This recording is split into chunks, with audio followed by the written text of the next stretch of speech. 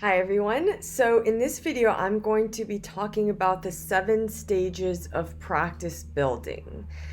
And what we are going to cover is what that is, what are the 7 stages of practice building, how to identify which stage you're in at the present moment, and then planning to grow to the next stage, at least, or if not several stages, over this program. And I learned this by this guy, Brian Wetton. He has a website, Selling by Giving. And like, this is genius. When I first came across this, it made so much sense to me. And I wanted to buy his course, but I can't even find that he sells a course. So I just wanted to make sure to give him credit. Okay, the 7 stages of practice building. So the basic concept that now is so obvious to me, but I didn't really understand, is that you can't skip steps. Like, you can't go from being a psychiatry PGY1 to being Deepak Chopra. Like, you have to go through all of the steps and master each step to get to the next one. And you will mess up your practice and you will mess up your business if you try to skip steps. So, what are the steps? So essentially, stage one, this is this term that this guy, Brian Wetton, uses, red belt. So this is when you're a student. So for example, a medical student, or you're in your NP program. And the focus here is on theoretical and practical knowledge. So this is where you are learning both kind of like the book knowledge, but then also seeing patients under supervision knowledge. And at the end, you get a degree or a certification, but you also gain trust in what you've learned. Like, okay, I now have some expertise and I feel pretty confident in that. And this step is completed when you finish your initial degree or your certification. Now, stage two, orange belt. This is the term that Brian Wetton uses, is intern. But so, for example, we're going to say psychiatry resident, or you're doing your internship after finishing your NP program. The focus here is on getting real world experience with patients or with clients. And your goal is gaining trust in your ability to help others. So I remember when I started residency, and all of a sudden I have actually some autonomy, and nurses are calling me asking me to write orders, and I'm like, oh my God, I have no idea what I'm doing. But then, you learn and you gain confidence in that.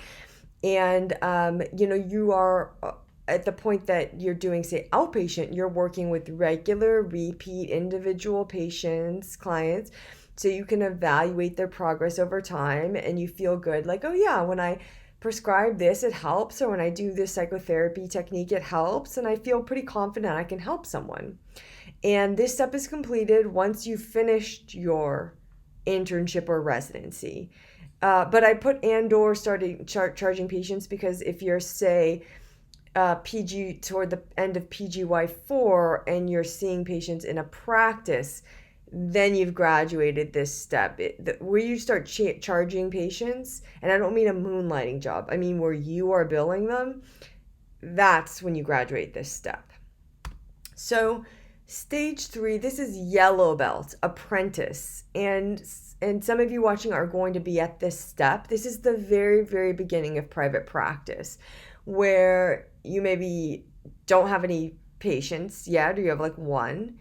And your primary focus is learning how to enroll, how to get in the door your first paying clients or patients. And remember, I say this so many times, nothing is more important than getting a patient in the door. And the core goal of this stage is to develop trust in your ability to get paid for your services. You've already developed trust in your ability to help others, right? You learned that in your training. But it's a whole different thing when someone's giving you $1 and you're helping them, right? I mean, there's that extra pressure, and there's kind of nerve-wracking. And so this step is completed when you've done 3 months of repeat appointment sessions with at least 5 paying clients. Okay, and a common mistake at this stage is focusing on the wrong things. It's too early for you to be spending a bunch of money on a fancy website or incorporation or consulting with lawyers or getting a fancy office. I mean, you need some office maybe, or you're doing telepsych, which is what I do at this point. But the common mistake at this point is basically doing anything other than getting a patient in the door, because it's kind of anxiety provoking, right? Like, get that patient in the door, bill them, have the money in your account. That's how you graduate this step. And you can do all the fancy website ads and all that stuff later, okay? Now, stage 4, green belt. This is practitioner. And some of you are going to be at this stage where you have regular patients or clients, but you still have a side gig, right?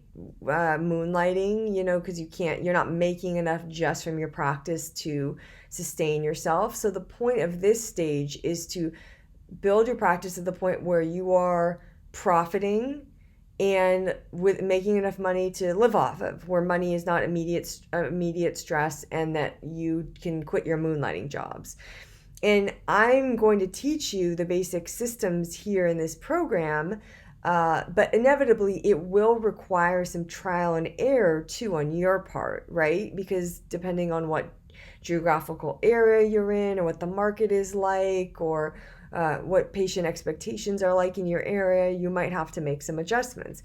And you've completed this step when your practice is making enough money for you to cover your basic expenses. Now, in the Brian Wetton example, he says $3,000 a month for 3 months in a row. I mean, I'd say maybe $5,000 a month. And the core goal of this stage is to develop trust in your ability to support your basic financial needs with your practice's income. So that it goes from being like a hobby to being like, no, this is my job, and it's stable enough that I can think of it as a job. Now, the common mistake that people make at this stage is focusing too early on efficiency rather than learning. This is not the stage for you to be optimizing like crazy your business systems. You don't know enough what works. So for example, this is not the time to be super strict in how you screen out patients, and to like have everyone go straight through like a form to an appointment, because you need to be having those conversations on the phone so that you're learning, so that you're feeling people out, and you're reading kind of what the patients are like on the phone call, so you're understanding what the market is looking for, essentially. Like, what are the terms patients are using? What's the language they speak? And then you use this, for example, when you're writing your ads or you're writing your website. So at this point, you can't skip like through some inefficiencies. You just have to like learn and iterate, try something, and then adjust what works, remove what doesn't, add more of what does. You can't be too crazy efficient right off the bat. Now, blue belt, master practitioner, this is where I want to get you. This is the whole point of this program. And a master practitioner is when you have your dream practice, okay? So you're seeing the patients you want to see, you're working the number of hours you want to work, you're making the amount of money you want to make, you're having the impact you want to have. And it's like all easy, and I don't mean easy like you're not working, but it's like emotionally effortless. It just feels good. It feels aligned. Everything feels in tune. And at this point, your systems are efficient. This is when you can just make, things super efficient, and it's easy to get new patients when you want them. Brian Wetton describes this as like going to the client store. In the beginning, when you start getting new patients, it's like, I don't know, they just call me. I don't even know where they come from. And sometimes they come and sometimes they don't. And oh my God, it's August and it's slow, or it's December and it's slow. Those are always the slow months, by the way.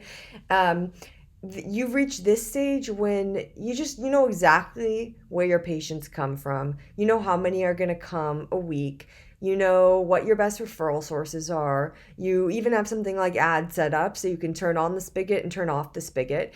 And it's easy. It's really easy for you to get a phone call or an email from a patient, and they share a little bit of their story, and you just know, oh yeah, this person's going to be a patient in my practice if I want them to be. It's so you enjoy that initial phone call, the initial email communication. You enjoy kind of the intake process. When you see them for that first appointment, you can promise them, like, look, you are going to get better, and it's only going to take 3 months or whatever period of time, and you can say it and you mean it. You're confident in your ability to help, and it's just everything's aligned. So again, this is where I'm trying to get you. I'm going to go over the next step so you are aware what could be in your future. Now, stage 6 is Indigo Belt, teacher. This is actually kind of like what I'm doing right now with you, So this is after you've filled your practice, and your practice can't get any better than it is, and you don't have time availability to take on new patients, like you're charging as much as you want to charge. And so you kind of are naturally called to work with groups. And so this can take a lot of different forms, but for example, online courses, group coaching, writing books, or doing social media stuff. And at this point, the core goal of this stage will be, you guys aren't there yet, to develop trust in your ability to enroll groups of people. So not just individual patients, but to know that, oh yeah, if I want to fill a group course, I know how to do that. And I know how to help people in groups. It's much easier, and I've struggled with this myself. It's much easier to help a patient one-on-one than it is to have like an online program that gets them the same results, And so the reason I mentioned the order of this is you can't really have an effective online program unless you're really skilled working with people one-on-one. I didn't want to believe this until I tried a bunch of different programs and stuff. And you certainly can. You probably can make some money doing it. I did. But I look back and it was too fast. Like I should have trusted myself to go through the process and not try to provide value in a group setting until I had really gained the skills to be able to provide value one-on-one very consistently. Now, stage 7, purple belt leader, you may or may not to arrive here, but this is like, Deepak Chopra, Daniel Amen, Mark Hyman, all these healthcare doctor influencers who have organizations and they're more in the leadership role of these organizations, and they may see patients, but they're really leading a movement. And I know at least some of you watching this is your goal. And if not, that's totally fine too. Maybe you want to just stop at master practitioner. That's kind of what we're trying to achieve here. But this is where you could go at some point if you wanted to. Okay, so handout. That's reminding me to show you the handout. I'm uploaded into the downloads of this module, this video, the document where I learned this. And again, to give credit to this guy, Brian, I'd buy your course. I can't find out how to buy your course. It doesn't look like you sell it anymore, but this is amazing. So I recommend you read through it. That's where I learned everything that I just taught you. So that is the end. I will see you in the next video.